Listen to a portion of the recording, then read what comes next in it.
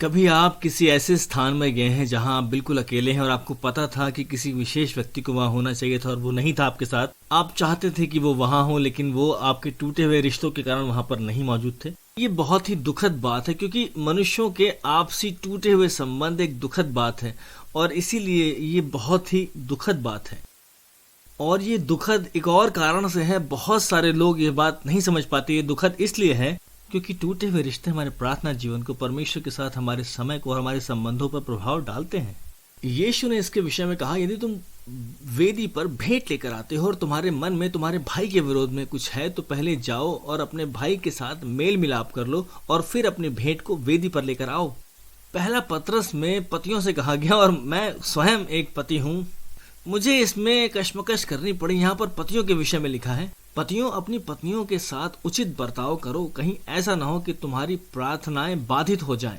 क्या आप जानते हैं आपके प्रार्थना जीवन में रुकावट आ सकती है? यदि आपके संबंध टूटे हुए हैं और अपनी पत्नी के साथ आप आदर और सम्मान के साथ नहीं बर्ताव करते हैं, यदि आप उसको नहीं समझते, तो ये आपके प्रार्थना जीवन को प्रभाव डालेगा। ये मैंने नहीं कहा, ये तो परमेश्वर का वचन कह रहा है। पहला पत्रस 3 अध्याय। तो हमारे रिश्ते बहुत महत्वपूर्ण हैं। यदि हम चाहते हैं कि हमारे प्रार्थना जीवन में सामर्थ हो, प्रभाव हो, तो उसमें सबसे बड़ी बाधा जो हो सकती है वो टूटे हुए रिश्ते हैं। तो हमें अपने रिश्तों को सुधारने की आवश्यकता है। मैं आपको एक कहानी बताता हूँ। मेरी पत्नी और मेरी शादी के शुरुआती दिनों की बात है। तो हमने आपस में एक दूसरे से वाचा बांधी थी, ये वायदा किया था, अगर हमारे बीच में कोई मतभेद है और जब तक वो मतभेद हम आपस में सुलझा न ले, तब तक हम सोएंगे नहीं बिना उसको सुलझाए हुए। और हमने हमेशा ऐसे ही किया। केवल एक बार हमने ये नहीं किया।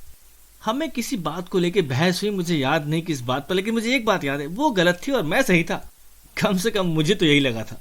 और आपको पता है, उस रात जब हम सोने गए तो मेरी पत्नी तुरंत सो गई, परमेश्वर की उस शांति के साथ जो मनुष्यों की समझ से बिल्कुल परे है। और मैं पूरी रात करवटें बदलता रहा इधर उधर।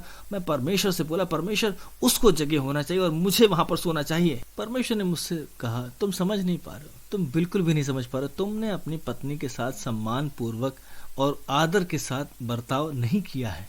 मैंने अपनी पत्नी को जगह कहा, प्रिय मुझे माफ कर दो। वो उठी और कहा ठीक है, और फिर से सो गई। वो आपको पता है, परमेश्वर से मैंने शांति पाई जब मैंने अपनी पत्नी से संबंधों को ठीक किया। कोई ऐसा है जिसके पास जाकर आपको अपने संबंध ठीक करने की जरूरत है? शायद आपकी पत्नी। क्या मसीह में कोई ऐसा भाई या बहन है जिसके साथ आपको माफी मांगने की आवश्यकता है, जिसके साथ आपको अपने संबंधों को सुधारने की आवश्यकता है?